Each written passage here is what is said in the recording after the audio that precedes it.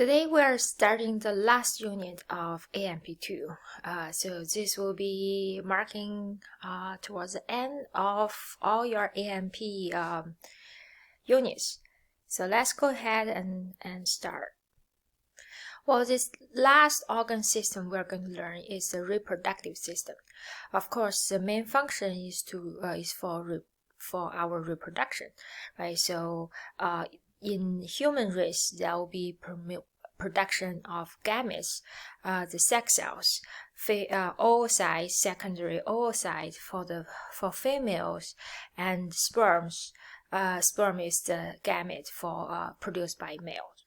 And then when you have fertilization happens, right? A sperm fertilizes an egg, an oocyte, then you generate a zygote, and then that's going to develop into an offspring, and that's how we human race keep on going generation after generation, right? But then what are the organ systems and what are the organs, right, make up of the reproductive system? We have the major gonads producing the gametes and secreting the hormones, major sex hormones. That will be in female, that will be the ovary, and in male, that will be the testes. But in addition to the gonads, each sex, the reproductive system also include other accessory reproductive organs to help us to carry out the function, right? So in the males, that involves the ductal systems that carries the sperm that produced from the testes to the outside, right? Outside of the body. And in female, that would also include not only uterine tubes to collect the secondary oocyte, but also uterus, which is where, right, the site of the fertilization. Uterine tube is the site of the fertilization, but also for a development of the zygote, the embryo then become fetus.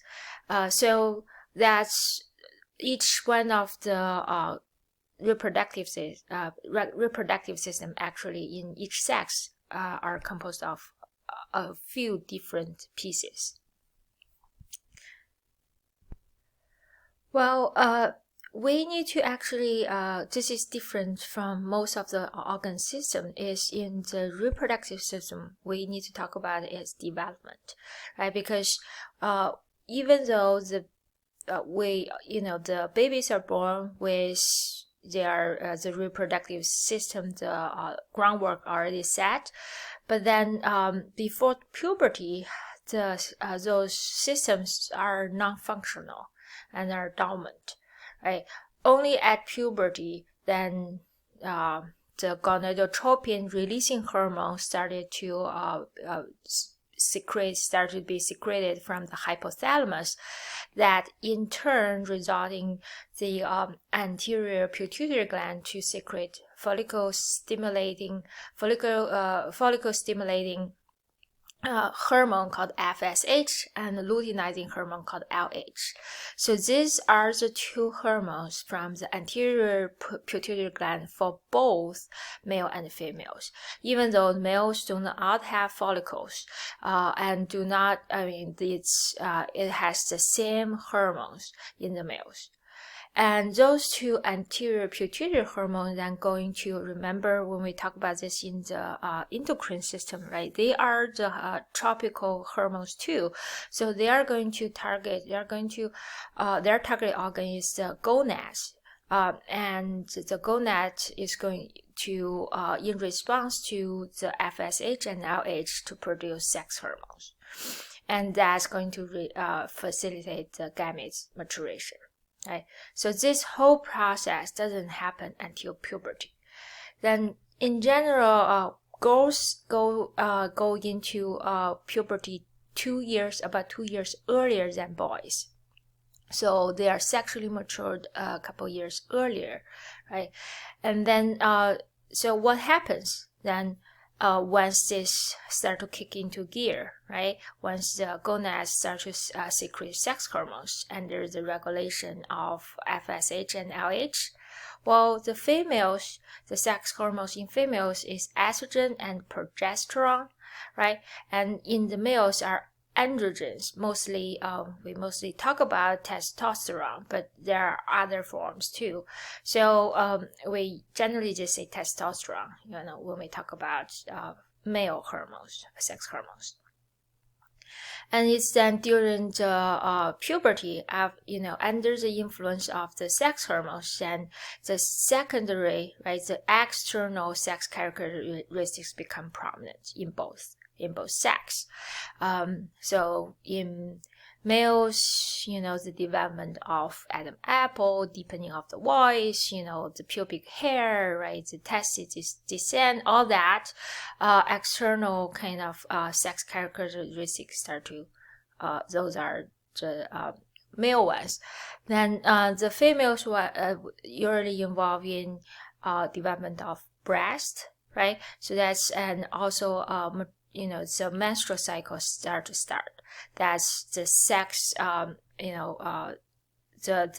reproductive system development in puberty for females. But something you don't really see, right, from just looking from outside, externally, is the gametes, start to mature during puberty. Well, then male and females use very different strategy in terms of the gamete production, right? Male generates, right, about 100 million sperms each day, and each sperm takes about 2 weeks to develop in the testes, but then it's like churning out huge amount of sperms every day. That's the strategy for the males. That's quantities, right? And then, but the females values quality more than quantity. So that means each month, right, there's only one sex cell get matured, and that's the sex cell, that's gamete in female, like we talk about, is a secondary oocyte. We'll talk about what is secondary oocyte later, but each one of those gametes takes up more than half a year, so it takes much longer to mature. And they actually started to develop, even in their in the fetus, but then but it remains dormant, for throughout of the before puberty. But then every month, some of them started to develop. Only one could really develop into a secondary oocyte, and that process take more than half a year.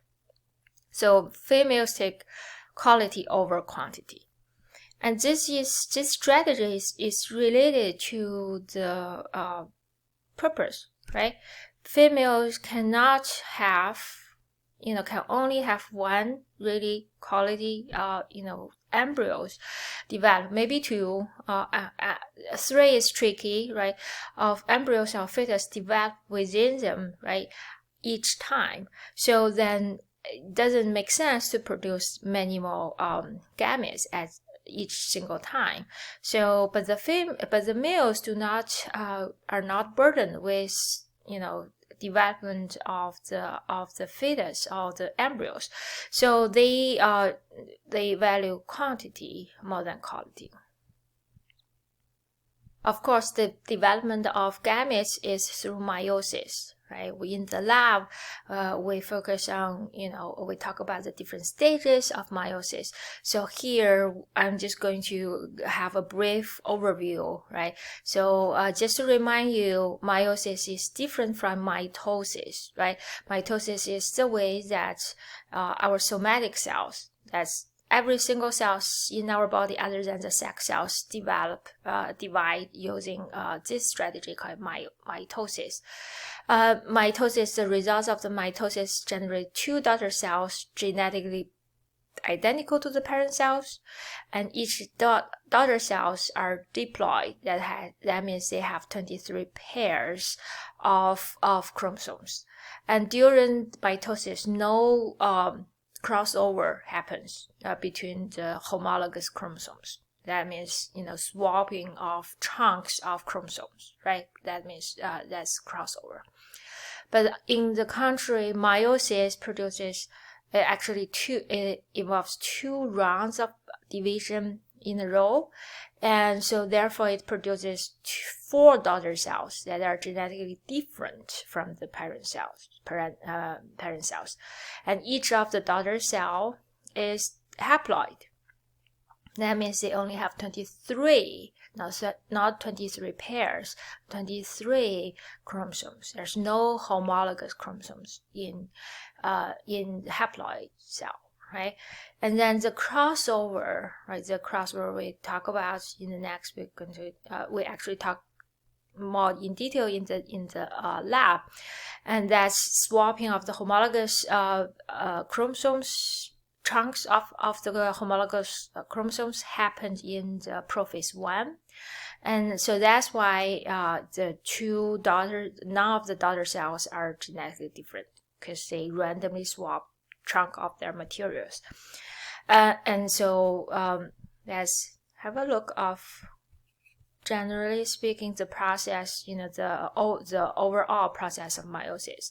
You start with those duplicated, right, already replicated DNA materials. This is a pair of the homologous homologous chromosomes. They're called tetrad, right? Because there's really 4 times of the DNA here, and you can see the crossover happens, right? Swapping part of the chunks of the homologous chromosomes, right? And resulting then each one of those chromatid is different from the other, right?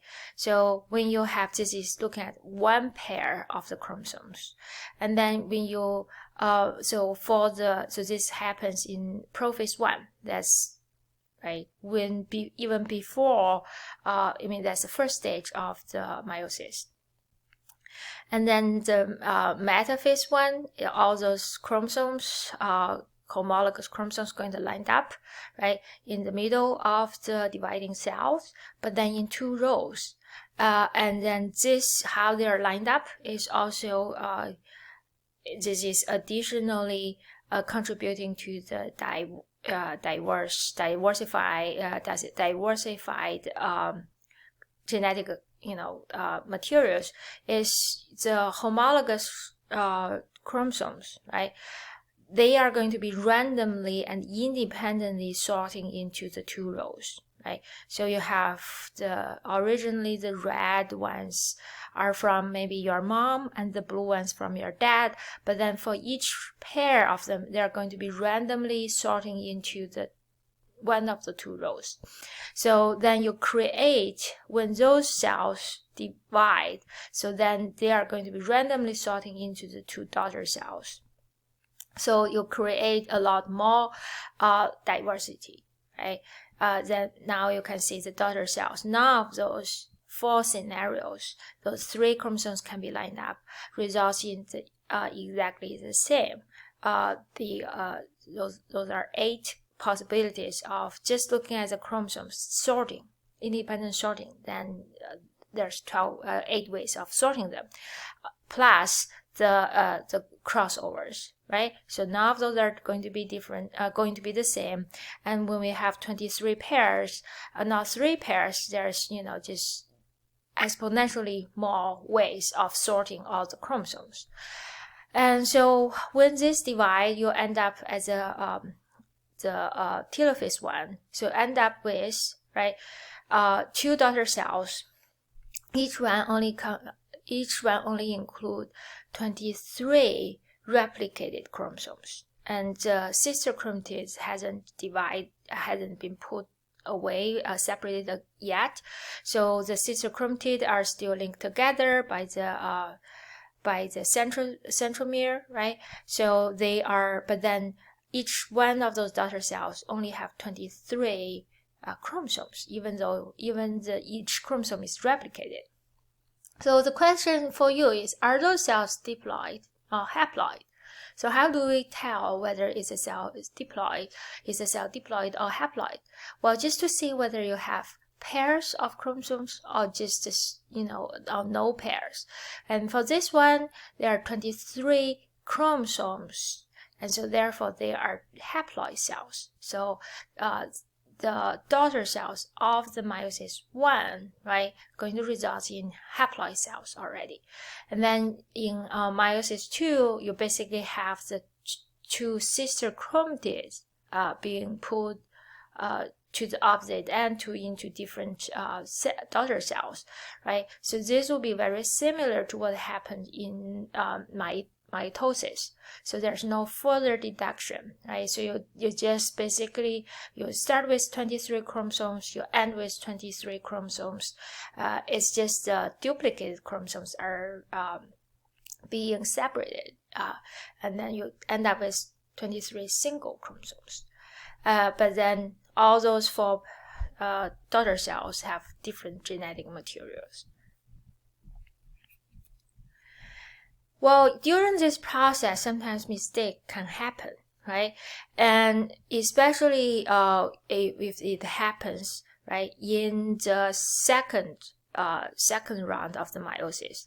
So where the sister chromatids is supposed to be separated, but then for whatever reason that wasn't separated, then the single chromosomes then is going to be pulled into basically 2 sister chromatids are going to be put into 1 cell, and then none of them going to result in the other cells.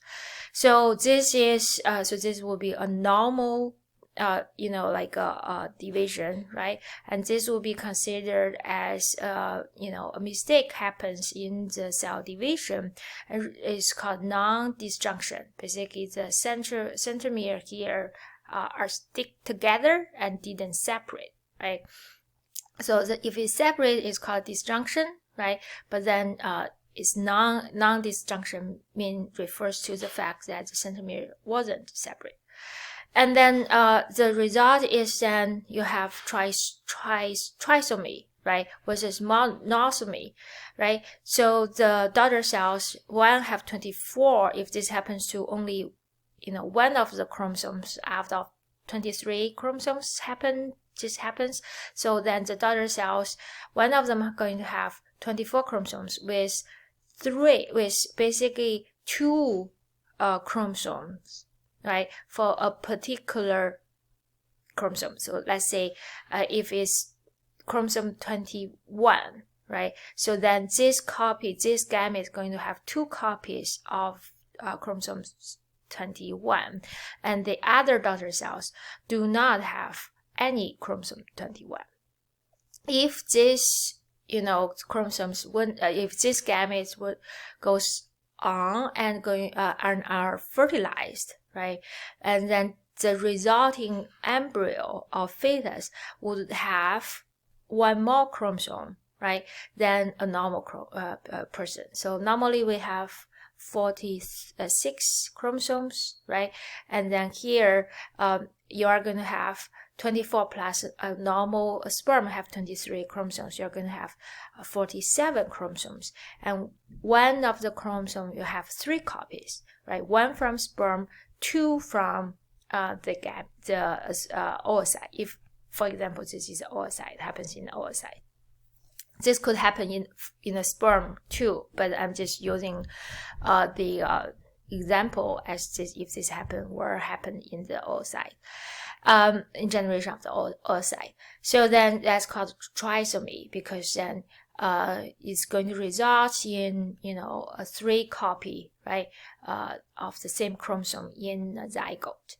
And if this goes on and gets fertilized, right, then the resulting zygote is going to have 45, because it will be 22 chromosomes plus a regular gamete 23 chromosomes, and one of the chromosomes, like if we're talking about chromosome 21 here, then there's only going to be one copy of the chromosomes from the other gamete. So that's why it's called monosomy. And we all know, Down syndrome is because of trisomy 21. So that's really, those kids with Down syndrome are developed, right, from non-disjunction gametes, right? So they have 47 chromosomes with basically 3 chromosomes of chromosome 21. So that's how we say trisomy 21. The 21 means the 21 chromosome. Those individuals have 3 copies. Well, this is a female. Let's start with the female reproductive system, because female reproductive system is more complicated than the male ones, just because they had more organs involved, right, and more cycles involved. So the structure we're going to actually you already learned in the lab. I'm just going to point out, it's important for you to be able to identify all those major structures either on diagrams like this or on APR or Atlas, like pictures, right? So I actually, in the reproductive system lab assignment, I compiled list of the identified structures, right? You need to be able to identify all those major structures. This is a cross section, mid-sagittal cross section. You can see there's a lot of showing you the pelvic region organs. So not only you have the reproductive system, the ovary, the uterus, the fallopian tube, or the uterine tube, but you also have the urinary bladder in the front, right? This is anterior. You also have the rectum in the back and anus. So you need to be, able to tell, right? First front, anterior was posterior, and be able to tell all those different cavities, especially on the cadaver picture, right? You have a lot of things there, and to be able to tell which one is the female reproductive system. Let's focus on the ovary for a second. We actually go through in details about ovaries in the lab, but generally speaking, the ovary, right, they are secured, right, by they're basically hanging in your pelvic cavity by ligaments, suspensory ligaments and ovarian ligaments, right? They wrap around in the ligament. You have a cortex that you have different size of the follicles that are developing, and also you have a medulla that enriched in blood vessels. Okay, so the ovulation, this term ovulation refers to the fact that you are going to have the biggest, each month you're going to have a mature follicle, the biggest follicle in the ovary, going to be dramatic increase in size in response to hormone surge, right? The LH hormone surge, then it's going to erupt and then push out oocyte. And that oocyte, not only oocyte but surrounding zona pellucida and corona radiata, right? So those are the supporting cells, and so that is going to be picked up by the fimbriae of the uterine tube, right? But that's what we refer to as ovulation, right? It's really a rupture of the follicle and push out that. So what are the different follicles in the ovary? So we start with primordial follicles. Those are already generated basically when you're a fetus, when you were a fetus, right, in your mom's womb, and then the primary follicles, right, going to basically develop into, some of them going to, each month you're going to have some of the primordial follicles develop into primary follicles and go on and develop further. But then by the time, only 1 month, only one of them get to mature, and some of them going to degenerate along the way. So the way it goes with primary follicle, secondary follicle, then you have antral follicle because of appearance of the antrum. That's a space filled with basically fluid, right?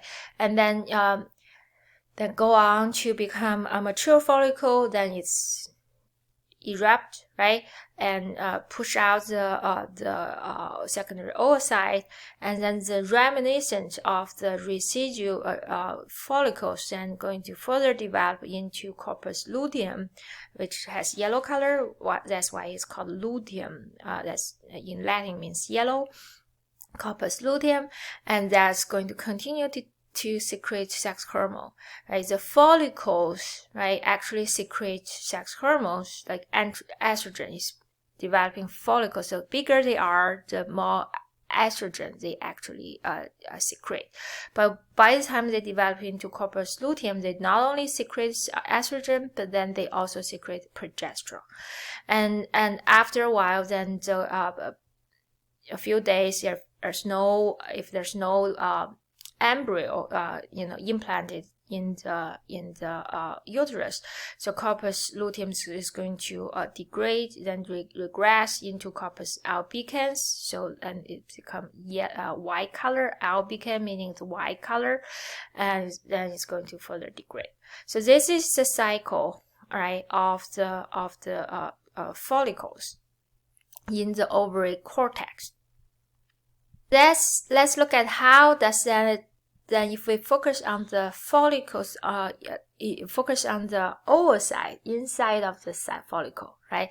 Then that how does it correspond to the oogenesis, development of oocyte, right? So this oogenesis is really the process of developing oocyte. It should be the process of meiosis, right? You start with 46 chromosomes, you end up with 23 chromosomes, right? And so we can see how they correspond to, each stage in the meiosis, but also then when does it happen? Right? Like we talk about in the fetal period, that's the setup of the primordial the primary oocytes that's in the primordial follicles. Right, those are the origin, the primordial ones. Right, so they develop from oogonium. That's the one that generate all those primordial follicles. And then in the childhood, there's really nothing happens. The primary oocytes in those follicles, primordial follicles, they're stuck in prophase 1. Prophase meaning, if you think about it, right, they basically there's condensation of the chromosomes. That's about it. Nothing really happened. And then once you enter the puberty, then you are going to start to have the oocytes, right, development in the ovary. If we trace an individual follicle, so it's going to develop into primary follicle when you get into puberty, right? And then some of the primary follicles going to develop further into secondary follicles. The follicles become bigger, right? And then so the difference between those you cover in the lab. We're not going to spend much time on it, but then develop into antral follicles.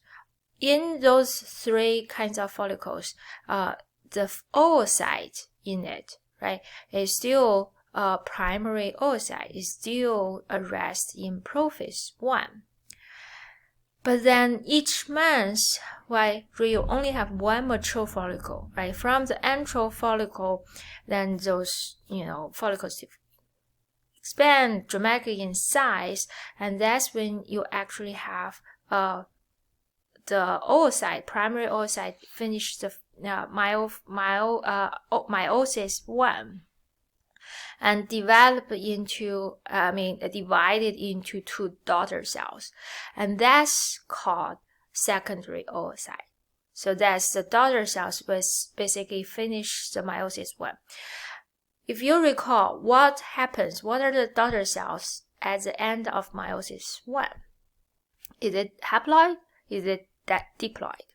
Well, the answer is they have now 23 chromosomes. They are haploid, right? But then it will further go into the meiosis 2, but it's going to be arrested in the metaphase 2. That's when all those chromosomes are going to be lined up in the middle of the spindle, right? And so then that's what's actually in this mature follicle. You have a secondary oocyte that's stuck in the metaphase 2. And the other daughter cell is called a polar body, and it's going to be degenerate. And the secondary oocyte is the one get ovulated, right? And then it's going to be picked up by the uterine tube. It's going to travel through the uterine tube towards the uterus. That's the process. And if in the journey, when it travels in the uterine tube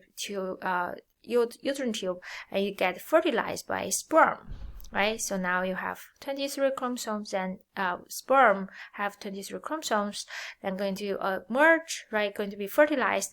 And the meiosis 2, say that even when it's fertilized, the secondary oocyte still stuck at metaphase 2.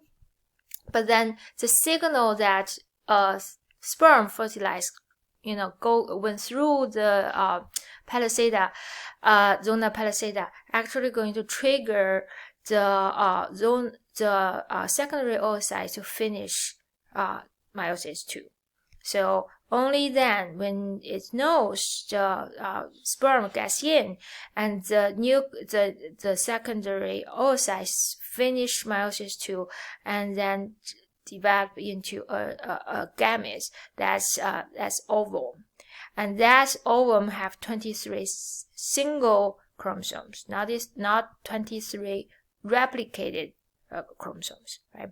In the process, you generate a second polar body, and that's also get degenerated. So out of those 2 rounds of division, you only end up with one good gamete, ovum, right? And then it's going to the nucleus of the ovum is going to merge with the chromosomes from the sperm and develop into a zygote. So you end up having generated 2 secondary polar bodies, right? The second polar bodies are only generated after fertilization. So this you really have to remember. Secondary oocyte hasn't complete meiosis yet. It is only going to complete meiosis when it's fertilized. So every month in female, this is going to happen. One of those primary follicles going to develop into a mature follicle, going to be ovulated, and the remainder of the follicles going to progress and develop into corpus luteum, right? And then regress into corpus albicans.